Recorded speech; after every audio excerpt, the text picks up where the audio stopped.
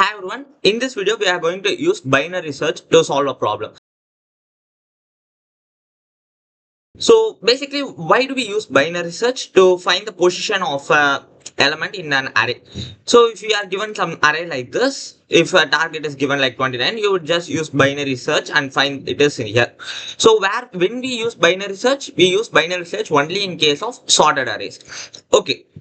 What if I give you an infinite array and try to find the position of an element, what you'll do? First, you'll be asking, what is an infinite array? Infinite array means you could assume this as an infinite array. It has large number of elements, but actually we could see there is an end element over here. But technically, you don't know the end element.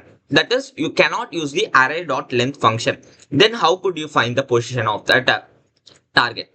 Let's see.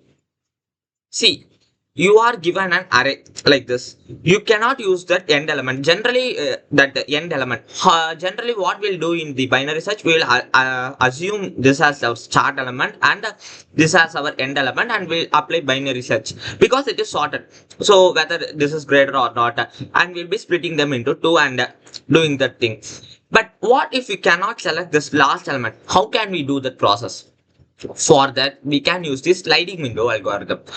Let's see what is sliding window algorithm means. We know that it's an infinite array, so it's going to have a huge number of elements. So let's take this as the first element. Array of 0 is always going to be the first element, and array of 1 be the end.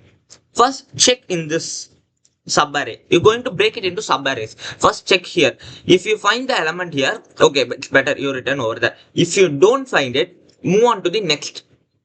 Just check in this too, whether you could find the element or not. If you cannot find here, move on to the next set. This is what we call the sliding window algorithm, because we are sliding our searching window, right? First we are searching in this window, then we are sliding it to here, then we are sliding it to the next two elements. So like this we are doing. So it is called a sliding window algorithm, but it is actually quite inefficient because you are searching only two elements at a time, right? What if my target is present only in the 1000th index? So then you just search this 2, 2, 2, 2. It will take 500 steps. It's not quite efficient. So let's increase it. First, we'll select this 2. Try to find whether it is present or not. Then let's increase it to 4. Whether it is present here or not. Then let's increase it to 8. So we need to increase this window size every time we search that. So that's what we do with this sliding window algorithm. So it's easy, right? We cannot use the array.length function. Since it is an infinite array, you don't know the length of that. So you should not use array.length function. If a question is asked based on infinite array, it symbolically represents that you should not use that dot length function. Even in case of array list, you should not use the dot size methods as well. So let's take this example. We have given an array and target. We need to find it. So first let's take this 2. Start is equal to 0 and end is equal to 1. Okay, first we do this, right? We'll need to initialize this 2.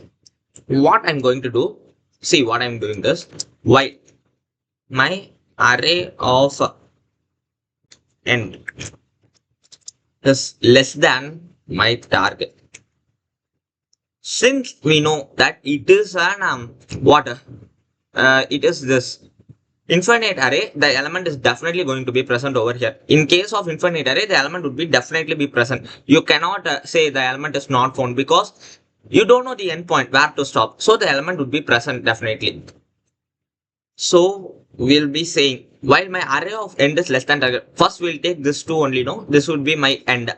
If this is less than my target, yes, then what you need to do, you need to expand your window.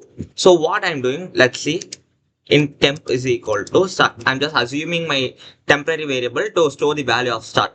Now I'm going to change my end value. End is equal to end minus start plus 1 times 2, and end should already be there, end plus. Okay, you might be asking, what are you doing here? Let's see. First, what is the end value over here? 1. 1 plus n minus 1 minus what is start? 0. 1 minus 0 is 1. 1 plus 1 is 2. 2 times 2, 4. 4 plus 1, 5. What is index 5? 0, 1, 2, 3, 4, 5. My end would be over here. What should be my start? My start should be that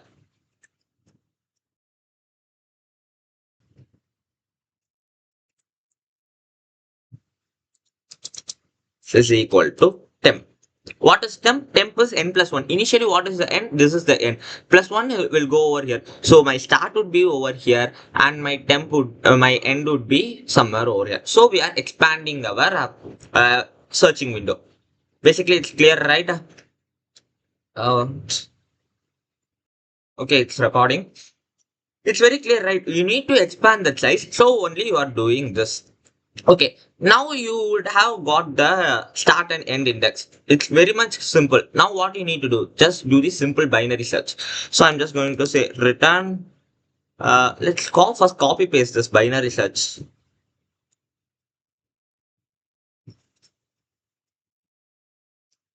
Control C and let's paste it over here.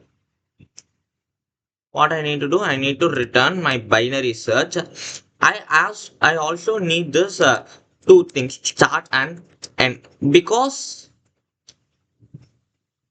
why I need it? Because we need to pass that. It's not zero and that last index. So we are passing that. So what we need to do? We need to pass that array, that target as well, start and the end. So now you are given that specific region where you need to search. Start and end is given over there. The target is given and array is also given. Now just go and do the general binary search and it will return the answer we will be getting over here. What is the 29? 0, 1, 2, 3, 4, 5. 5 should be written. So let's try to run it. 5 is written. What if I give something like 61? Let's give something like 11. First index. Yeah, it works. What if I give 23? Oh, it works. That's very simple. Only thing you might be having is how did you derive this formula? For this, we need to just look at this. What I'm actually doing, my end is over here. Now, where is my end?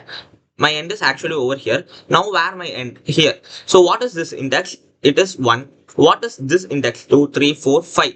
5 is this index. How can I get this? So you just do n current end plus what you need to do, n minus start plus 1 times 2. So you just see this, try to draw that stuff in the notebook and try to understand the pattern over there. It would be easy. So hopefully it's clear. If you have any doubts, ask in the comment section. So thank you for watching.